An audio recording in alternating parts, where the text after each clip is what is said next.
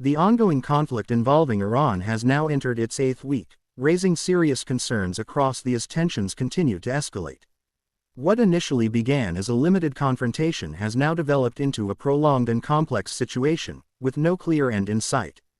Both sides remain engaged, while diplomatic efforts to reach a ceasefire have so far failed to produce lasting results. One of the biggest concerns surrounding this conflict is its impact on global energy supplies. The Strait of Hormuz, a critical route for oil shipments, has become a focal point of tension. Any disruption in this region can directly affect oil prices and global markets. Military presence in the region has increased significantly. Warships, surveillance aircraft, and defense systems have been deployed, signaling the seriousness of the situation.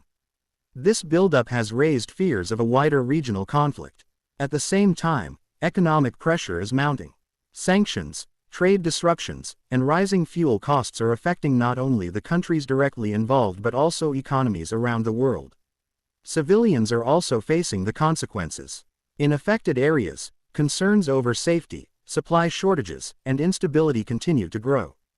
Humanitarian organizations are closely monitoring the situation. International leaders are calling for restraint, urging all parties to avoid further escalation. However, with negotiations stalled, uncertainty remains high. Experts warn that if the conflict continues for a longer period, it could have long-term effects on global stability, trade routes, and energy security.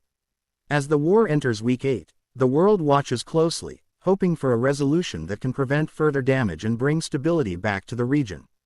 Stay tuned for more updates on this developing story.